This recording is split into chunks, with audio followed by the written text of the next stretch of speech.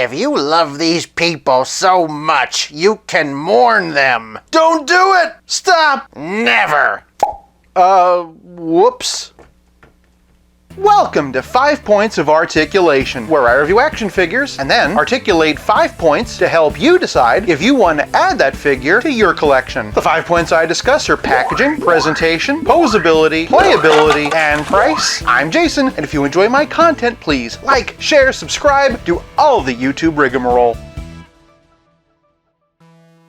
Today, we're taking a look at one of Superman's greatest enemies, the DC Multiverse General ZOD by McFarlane Toys. Starting off with the packaging, and we have our typical DC Multiverse box. Name and logo down here, name and logo on the side. We can see that this one in particular is from DC Rebirth, UPC for those who want it, and a product shot on the back. I really love this base they have him on. For packaging, I'm giving General ZOD 1 whole point. Moving on to presentation, and right out of the box, he has that really strong vinyl new action figure smell, and man, that is just one of my favorite aromas. Anyway, General ZOD stands at 7 inches on the dot from the top, and this is a very striking head sculpt. He has a real Greco-Roman quality about him that really makes him look like a timeless warrior. His beard game is pretty strong, though the shading's a bit questionable, and I really appreciate that he's looking straight ahead. At a glance, and the costume is fantastic. Let's start with the shoulders. We've got some wonderful armored detail on the pauldrons, and they're attached up here so when you move the arm, they don't get in the way. Even this side with the cape and the crest is able to flex just fine. On that subject, the crest is really cool. It evokes the idea of a Z without actually being one. Not sure what that is though. Traveling down the arm, and we've got some armored gauntlets. They do a perfect job of hiding the wrist balls, and there's a lot of fine detailing on the black undersuit. Speaking of which, great texture on the cape. Pulling back a bit, and here's a better view of it, and here's what he looks like underneath. I really appreciate all that sculpted detail despite the fact that we can't see it. Moving on down to the boots, and they're pretty epic as well. Again, just look at that detail. It's like they took a real silver platter and wrapped it around his calf. If you mention General ZOD, most people probably think of Terrence Stamp, and of course younger viewers might think of Michael Shannon. As a design concept for ZOD, I think this is really cool. The beard honestly makes me think of Terrence Stamp, and the armor, while different, does remind me of Michael Shannon. I also really like his crest. Although I do try to stay informed, I don't really read a lot of modern comics. I look at this and my mind doesn't automatically recognize it as General ZOD, but I do recognize that it's a very well-made figure. For presentation, I'm giving General ZOD 1 whole point. Moving on to poseability, and ZOD's head's on a dumbbell joint. He can look up this far, which admittedly isn't as much as I wish he could. Pretty good down though, really great tilt, and all the way around. I've already showed you the shoulders, but here's the range they get. Again, it's not that bad considering the pauldrons. He's got the rotator cuff underneath, bicep swivel, double jointed elbows, really good range considering the armor, and wrist balls that swivel and hinge. Shifting to the torso, and ZOD has a diaphragm joint and a dumbbell waist. I've got to say the bodysuit does a really good job of hiding the seam. Using both, he can arch back this far and hunch over this far. Great side to side, twist and shout. Below the waist, he has a typical McFarlane hips. Perfect split. Very small amount of twist. Double jointed knees. Shame they couldn't have made the pin silver. Toe articulation. And McFarlane ankle balls that swivel, hinge, and pivot. This figure not only has some incredible articulation in spite of the armor pieces, but that articulation is incredibly well integrated into the sculpt. For poseability, I'm giving General ZOD 1 whole point. Moving on to playability, and ZOD comes with a trading card and figure stand. Pause here if you want to read it. Also, I was today years old when I learned that General ZOD's first name is Drew. Drew comes pre-posed with a weapon holding hand and a monologue hand. He also comes with an extra monologue hand, an extra weapon holding hand, and a pair of fists. If you're counting at home, that's 6 interchangeable hands. That's more than any other DC Multiverse figure has ever gotten. McFarlane Toys, if you're watching, I love this and I hope we see lots and lots more of it. But playability is more than just accessories, it's also about how well your figure plays with others. First up, we've got Lex Luthor. He stands just a hair taller than ZOD, no pun intended. Here we have Mr. Mxyzptlk from DC Universe Classics. Here he is with Darkseid. Strictly speaking, this is the movie version, but I use mine on my comic shelf. Here we have the Necron Warrior from Warhammer. I use this as a stand-in for Metallo. Here we have Bizarro. This of course will be the same body as the Rebirth Superman. And here he is with Superboy Prime. Shifting from male to female, and here we have him with Supergirl. She's from DC Essentials. This brings us to the big blue Boy Scout himself. First up is History of the DC Universe by DC Direct. Next up is the New 52 Superman by DC Collectibles. I think it's okay for ZOD to be a bit taller. Next up, we've got DC Essentials. I actually use him as Superboy in my collection, but I gotta admit they do scale pretty well. Here we have the DC Designer Series Lee Bermejo version. This one might be a bit too small. Moving over to McFarlane, and here we have Rebirth. ZOD, of course, is from the Rebirth era, so they technically go together, but if you saw my video on this Superman, you know it's not exactly my favorite. On the subject of that video, here he is with Superman from The Dark Knight Returns, and here he is with the Rebirth head on The Dark Knight Returns body. For a live-action comparison, here he is with Henry Cavill, and for my favorite Superman in my current collection, here he is with Action Comics 1000. Personally, I think this matchup looks downright perfect. For a relative scale comparison, here he is with Pete the Spidey and the Spectacular Spider-Man, and of course, here he is with Stealth Iron Man. Kneel before Zod! Dude, I don't even have knees! When it comes to Superman villains, McFarlane Toys has definitely been spoiling us. We've got Bizarro, 2 different versions of Lex Luthor, Superboy Prime, and General Zod. Of course, Batman is no slouch either. So far, we've gotten the Joker, and the Joker, and the Joker, and the Joker, and the Joker. Oh, and we also got the Joker. I am absolutely over the moon with all the different hand options that McFarlane has given us. But my favorite thing is how well he scales with so many Supermans. For playability, I'm giving General Zod 1 whole point. This leaves us with nothing left to discuss but the price. I found General Zod at Walmart for $19.99. Regardless of which Superman figure you use in your collection, this General Zod comes with plenty of hands to tear and stamp him out. He's an incredible figure and a must-have for your Superman collection. For price, I'm giving General Zod 1 whole point for a grand total of 5 out of 5.